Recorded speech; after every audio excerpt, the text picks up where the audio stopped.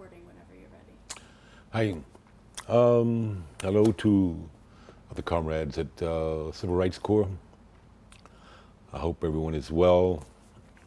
Today is 2 days after Election Day, or the day after Election Day 2020. While all the air is being sucked out of the universe by the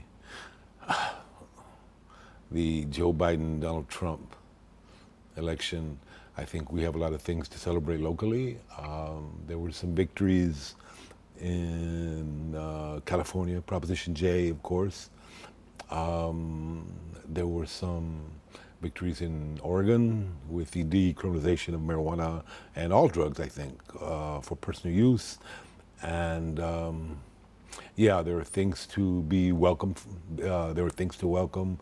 There is, and thanks to Arizona, and thanks to New Mexico for being the first state to send nothing but women of color to the House of Representatives. So, a little intro there. My name is Jorge Renaud, and I am formerly with LatinoJustice PRLDEF, and I have been my honor and my pride to have served, I think just this last year, as the poet in residence for the Civil Rights Corps. Given everything that's going on and our inability to show up there in person and to give in-person readings, I've decided to go ahead and record the poetry for y'all and have y'all archive it or use it in whatever way you wish. It's your poetry. Thanks to grassroots leadership here in Austin for allowing us to use their offices. And I want to give all thanks in the world to Texas After Violence Project, with whom I've been associated for years, to their executive director, Gabriel Solis, a longtime friend of mine, for being a friend and for offering the use of the equipment of the organization. And all thanks to Jane Field, who is behind the camera. And Jane, what is your official position? Associate Director. Associate Director of Texas After Violence, without whom many of the stories of those whose stories are going to be being told here today, and the stories of the individuals who have died in prison behind COVID, and stories of the individuals who've been directly affected by incarceration would never be told, would never be archived. So thank you, Gabe, and thank you, Jane. So the poetry that I'll be reading, and I can't perform it because it's just too much, I'm sorry, and there's been too much going on in my life to just memorize all of it, was very much taken, 90% of it, from the stories of the individuals that y'all shared with me here. So what I'm gonna do is, the poems are prefaced. I've taken out pieces from some of the court cases or some of the publicity stuff that y'all provided me, and I've used that to go into a poem, to imagine someone caught in a given situation, or in a couple of cases, especially the one in Liberty, Tennessee, and a couple of others, I try to envision a specific individual. So, help in 4 notations. The company's sole source of revenue is from the fees and surcharges paid to them by the impoverished people they supervise. 1. I glide to a stop at the light, glancing at the 2 dogs, panting in the blinding heat. And my eyes are distracted by the glittery leash leading to the woman half hidden in the stingy shade. The sign hanging from her neck by a shoelace seem abstract. 3 smaller letters cowering under the 4th one, all melting into the next. First is a H, with garlic curlicues, freed to bleed into the red-tipped fingers wrapped around the edges of the greasy cardboard she's eased from the depths of an empty dumpster, caught between the leavings of days-old meals left behind by better-fed, more fortunate mouths. 2. The E seems Cyrillic, yanked from another language until I realize it's been replaced by a quickly slashed 3. And I imagine she had little patience for the properties of proper lettering, or was consumed by other properties not as crucial as the appearance of her sign. 3, the L has symmetry, may be drawn in a moment of sudden clarity, no trembling here, just a steady downward pressure of necessity. A layer of ink traced, perhaps around the edges of the plastic ice-filled container that sweats at her feet, from which she removes a bottle and caresses her face. The P dominates, thickly slapped down, the upper bulge towering over the other letters, as if she began with something else in mind, and then changed what she wanted to write and squeezed the other letters to the left of the only cardboard she could find, as she settled on a simple scream for help. And I wonder what message she had intended and then discarded. Penance, patience, please, pray. I'm left with other possibilities, all the permutations of poverty, as I keep my window tightly closed and I drive on. You'll excuse my voice, it's a little hoarse. I had another interview this morning with someone who was doing a documentary on parole. And since I'm considered somewhat of an expert on parole, they talked to me, or they had me talk for about 2.5 hours. So, Lamentation comes in pairs. Do you have any place to live before I consider you for a personal bond? No, sir, I don't. But all right then, your bond will stay at $1,500. What's a personal bond? A personal bond is where you have a place to stay. You just told me you didn't have a place to stay, so I'm not going to consider you for a personal bond. Where I live.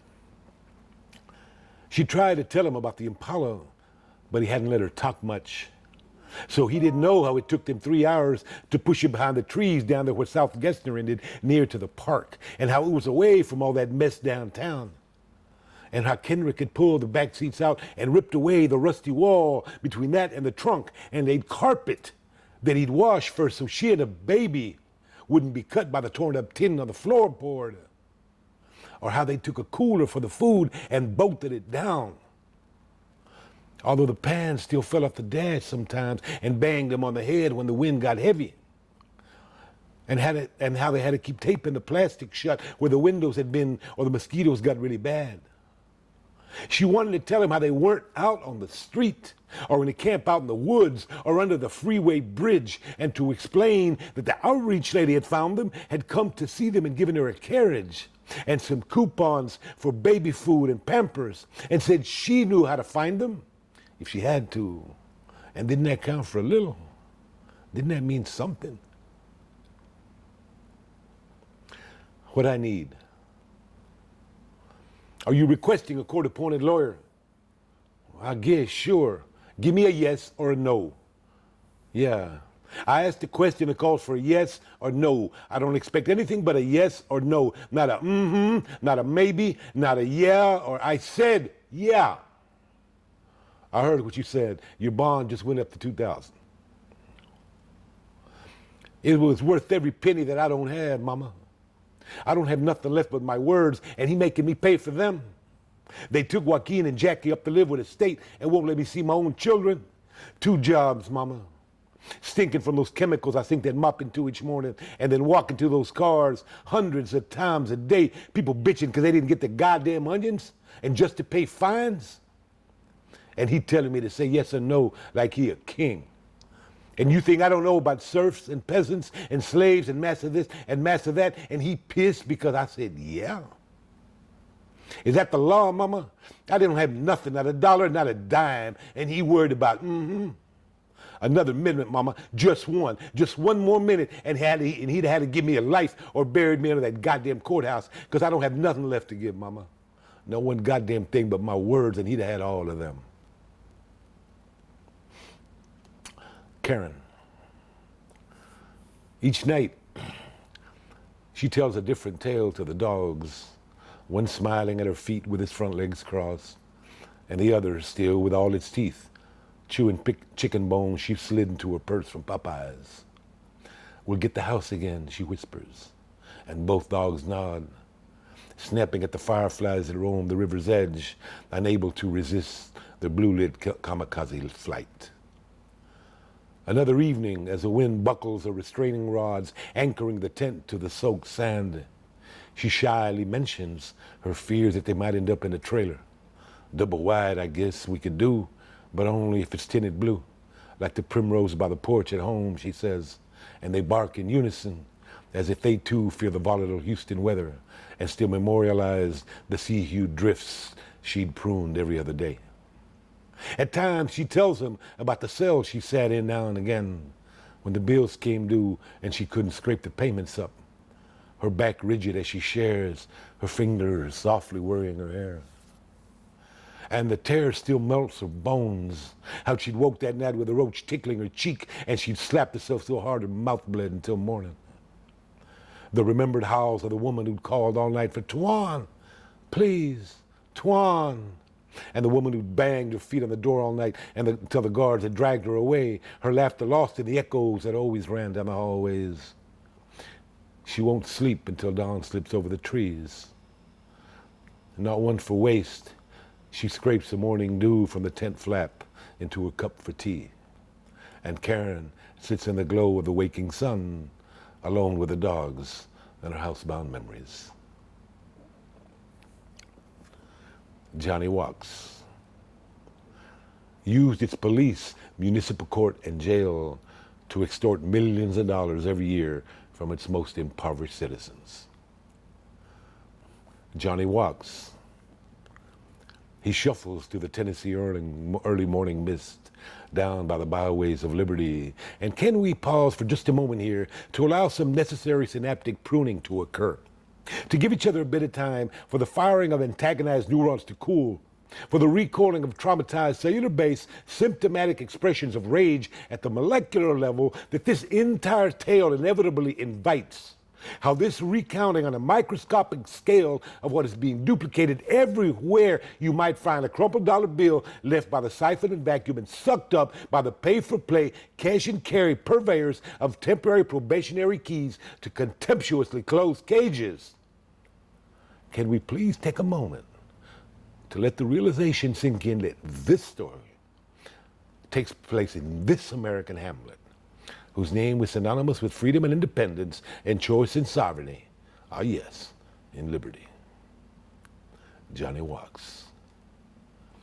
He trudges down the sticky tarmac, and his slick-soled boots slide into the rhythm imposed on him, and on which he now embarks hypnotically, and his heels are left behind the imprints of a 20-year metronomic march. Now for our second aside, let's imagine how many steps it may take to leave behind a depression, a slightly concave impression on the lightly applied tar and gravel that comprise the Liberty roads, and if you squint just right, you can see Johnny's 18-year-old delinquent grin disdainful of fees and fines and what it might exactly mean to save and pay $1,300 without a way to get from here to there, to anywhere, and so he strides. His country knees akimbo, his skinny elbow slightly open at his sides as he begins his daily trudge. Johnny Walks.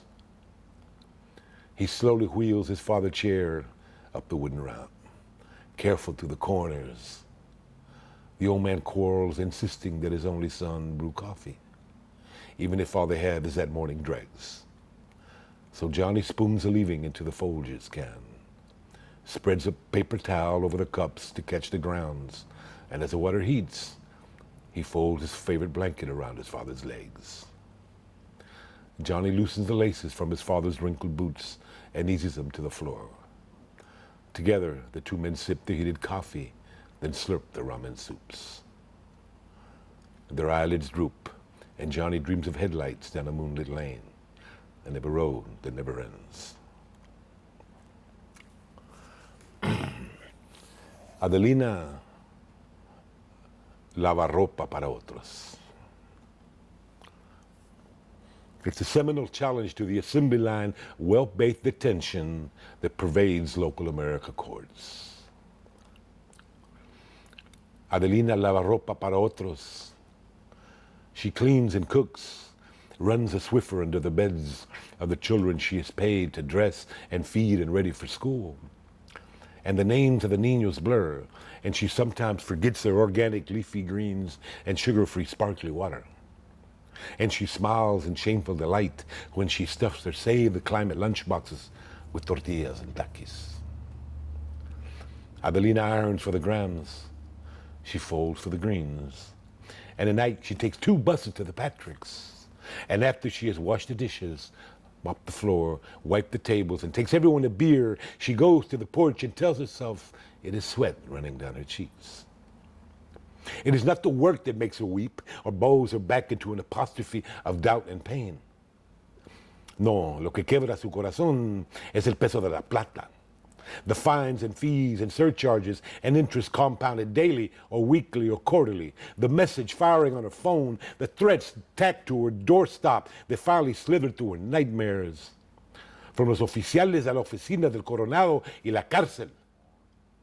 Reminding her of the bond and bail she cannot pay. To get her husband Hipólito out of jail for what she cannot say. Adelina no sabe si era una taillight that would not flash, or a turn light that did not blink, or a headlight that winked out. But Hipólito was stopped by los judiciales, y ahora dicen that he argued and ranted and raved and waved his arms in a fashion they feared. And now her husband of 32 years sits in a cage, his callous hands useless to them both. Y Adelina tiene que pagarles $1,500 to bring him home, and she rolls the numbers around her mouth in wonder. Imagines the bill she has crumpled in el vaso de té she keeps hidden behind the freezer. And it may as well be $1 million because she cannot ever wash enough dishes, clean enough bedrooms, cook enough meals, stuff enough lunchboxes. Nunca, nunca, nunca. She visited Hipólito the first week, but simply could not walk under the wire, imagining hands on her that were not her husband's. So she stopped to speak outside con la gente que esperaba afuera. The women, so many women, esposas, novias, madrecitas, abuelitas, hermanitas, murmuring to each other about the shapes assumed by chiles in the Houston humidity, talking under their breath about the strangeness of Swiffers, sharing the memories of the scents that huffed out of the city buses they all rode, the mixtures of vomit, mud, beer, crystallized fear, and always the unrealized expectations and swiftly eroding possibilities of those, like her, who packed themselves into the cracking seats.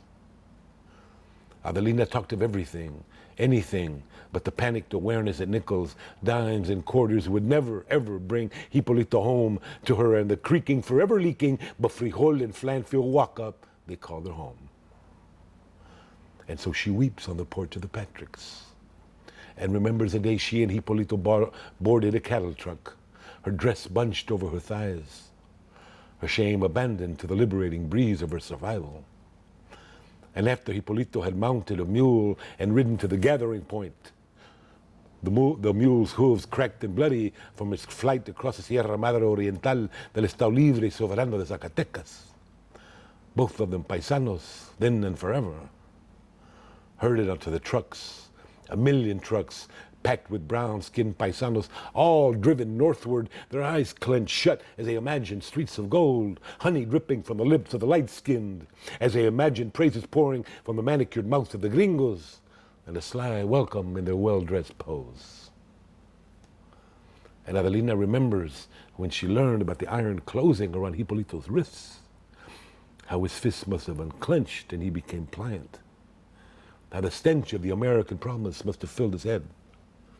And now she prays to serpent and bird, to turtle, owl, and fox.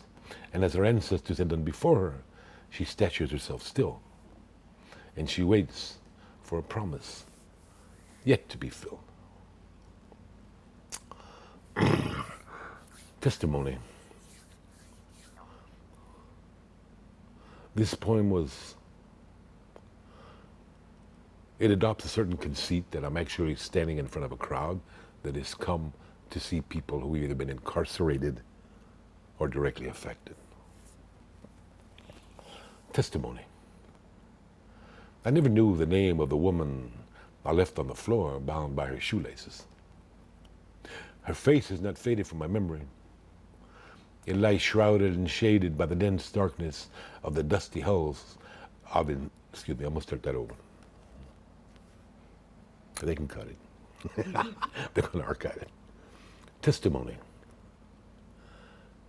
I never knew the name of the woman I left on the floor bound by her shoelaces. Her face is not faded from my memory. It lies shrouded and shaded by the dense darkness of the dusty cells of inhabited sense. Does she remember mine? Would she even for a moment care to hear of the violent thuds and howls in a darkened cage, of what led to her debasement, to the tearing of my body and spirit decades before?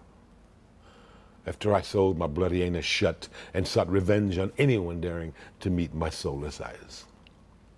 Would she sit with you tonight? Would her body clench in fury, or would it ease into forgiveness as we together talk and how we got here from there? Does it make a difference if the starting point for the history you will hear tonight is the opening curtain of revolutionary theater, or the unspooling of revolutionary film, or the unlocking of a dusty cage? Does it matter if the testimony tonight or any night is whispered or shouted, if it takes the shape of a murmur or of a moan? We are not here to trudge down a road smooth with contrite intentions, bowing to shrill demands that we rehabilitate, as if returning to where we were before would restore the still bodies you have heard about and whose names you print on your pretty signs. We are not here to accommodate voices who say we should be grateful for freedom from our past, because where we are cannot be entangled from where we were. The words and memories birthed and acts not of our choosing, shaped by forces not of our making. No, we are here to disturb, dismantle, destroy, and kick aside the rubble resting on ground muddied by blood of our blood. The generations of bones cracked by arcing batons, by indifferent fists, by lazy clicks. Damn, I'm gonna start this whole poem over. Is that okay? It's got to be. Like I say, it's you can't get rid of it, but they can. I am sorry, Civil Rights Corps, but I'm starting this last poem again. Testimony. I never knew the name of the woman I left on the floor, bound by her shoelaces. Her face is not faded from my memory. It lies shrouded and shaded by the dense darkness of the dusty souls of inhabited sense. Does she remember mine? Would she even for a moment care to hear of the violent thuds and howls in a darkened cage, of what led to her debasement, to the tearing of my body and spirit decades before? After I sewed my bloody anus shut and sought revenge on anyone daring to meet my soulless eyes. Would she sit with you tonight? Would her body clench in fury, or would it ease into forgiveness as we together talk on how we got here from there? Does it make a difference if the starting point for the history you hear tonight is the opening curtain of revolutionary theater, or the unspooling of a revolutionary film, or the unlocking of a dusty cage? Does it matter if the testimony tonight or any night is whispered or shouted, if it takes the shape of a murmur or of a moan? We are not here to trudge down a road smooth with contrite intentions, bowing to shrill demands that we rehabilitate, as if returning to where we were before would restore the still bodies you will hear about and whose names you print on your pretty signs. We are not here to accommodate voices who say we should be grateful for freedom from our past, because where we are cannot be untangled from where we were. The words and memories birthed and acts not of our choosing, shaped by forces not of our making.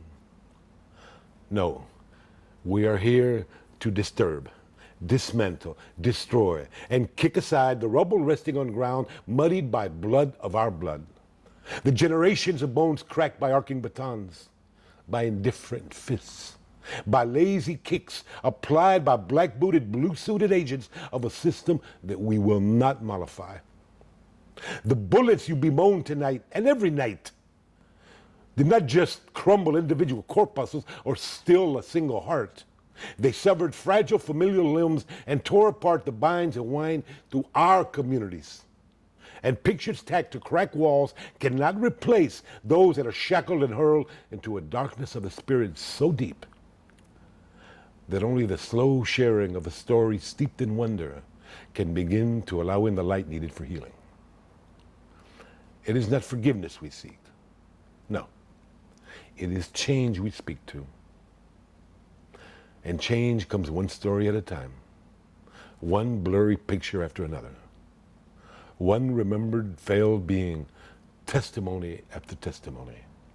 Stanzas dropped into the stillness that inevitably follows the thud of mud dropped into a drooping casket, or the cacophony of a closing cage.